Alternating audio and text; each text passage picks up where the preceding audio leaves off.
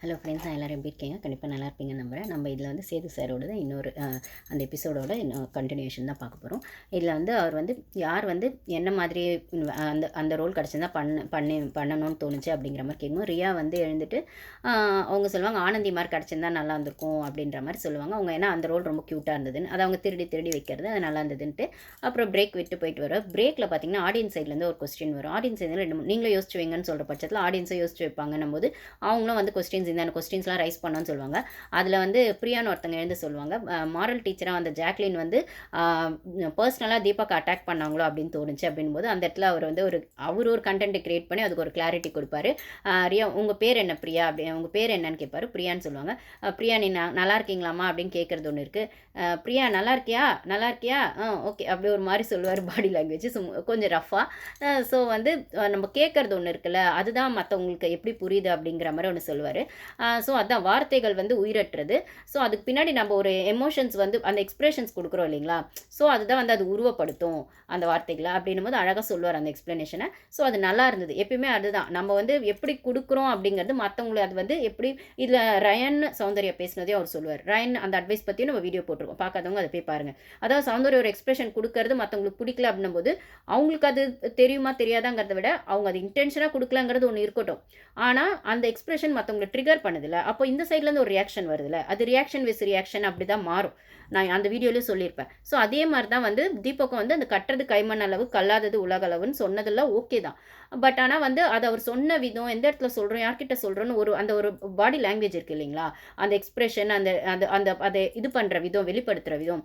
So அது வந்து அங்கே வந்து அது அப்படி இருக்குது. அதுக்கு நான் ஜாக்லின் சப்போர்ட்டர் இல்லை அப்படிங்கிறதே அந்த இடத்துல வந்து அவர் ரெஜிஸ்டர் பண்ணுவார்.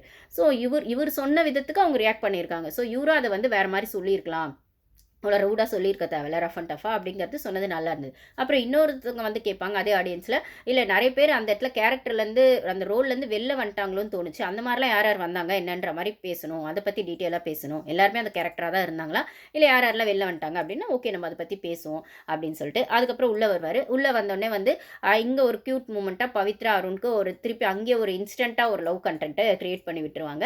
ஸோ யாரெல்லாம் எப்படி இருந்தால் வந்து உங்களுக்கு அதாவது வர்ஷினி வந்து நல்லா பண்ணியிருக்க பவித்ரா என்ன சொல்லுவாங்கன்னா, வர்ஷினி கேரக்டர் பிரின்சிபல் கேரக்டர் இன்னும் நல்லா பண்ணியிருக்கலாமா அப்படின்னு தான் சொல்லுவாங்க.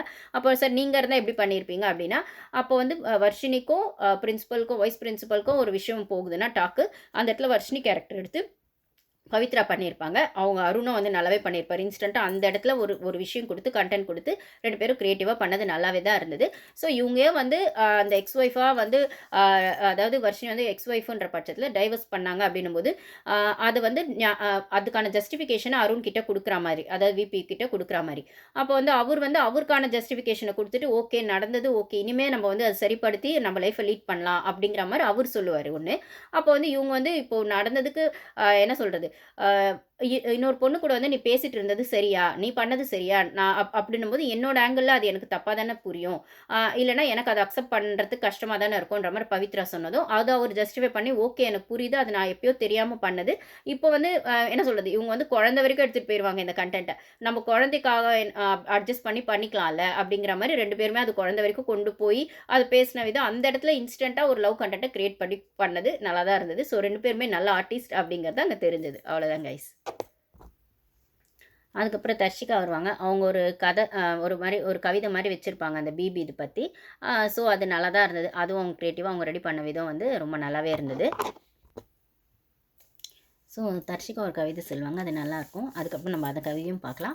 முத்து வந்து சொல்லுவார், ஜெஃப்ரி வந்து ஒரு லவ் ஃபெயிலியரான ஒரு பிடி டீச்சர் அப்படிங்கும்போது அந்த வந்து இன்னும் கொஞ்சம் சுவாரஸ்யமாக பண்ணியிருக்கலாமோ அப்படிங்கிற மாதிரி ஒன்று சொல்லியிருப்பார்.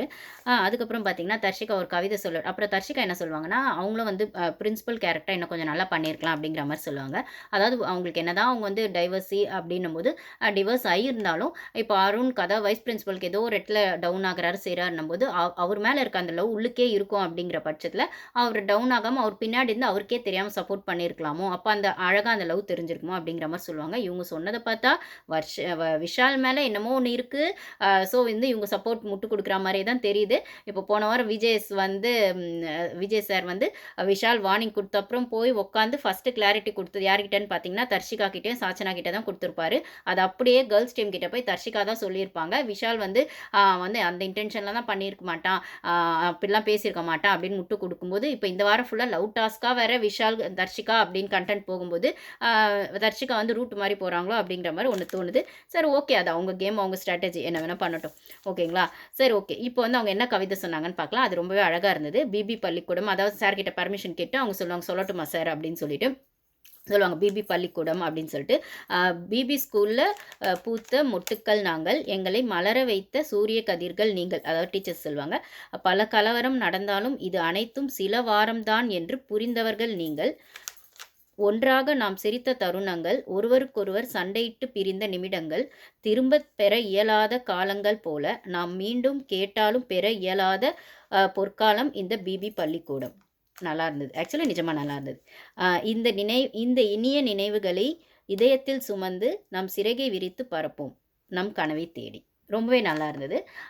ஆக்சுவலி பார்த்தீங்கன்னா, ரொம்ப சூப்பரா இருந்தது. இவங்க என்ன சொல்றது?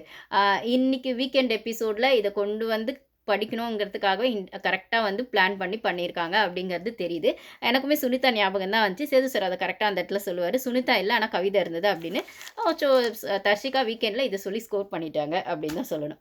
ஓகேங்களா? அப்புறம் அதுக்கப்புறம் வந்து இந்த டாஸ்க் யாருக்கெல்லாம் ஓகேவா, ஐ மீன் இந்த ஸ்கூல் டாஸ்க் வந்து எல்லாருக்கும் புடிச்சிருந்தது அப்படிங்கிறத மீறி யாருக்கெல்லாம் வந்து இது ஓகே, யாருக்கெல்லாம் ஓகே இல்ல அப்படிங்கிற மாரி கேட்கும்போது ஒரு சிலர் ஓகே இல்லன்னு சொல்லுவாங்க. அதாவது நெறைய பேருக்கு அந்த ஸ்கூல் டாஸ்க் திருப்பி ஸ்கூலுக்கு போனா படிச்சா அந்த ஏஜ்க்கு போனா நல்லாருக்கும்னு தோணும். அந்த மாரிலாம் யாருக்கு தோணுதுன்னும்போது, ஒரு சிலர் கை தூக்குவாங்க, ஒரு சிலர் இல்லன்னு சொல்லுவாங்க. அப்படி சொன்னதுல ஜாக்லின், அன்ஷிதா அவங்கலாம் சொல்லுவாங்க. ஸோ அது என்னன்னு நம்ம நெக்ஸ்ட் வீடியோல பார்ப்போம் கைஸ். Thank you.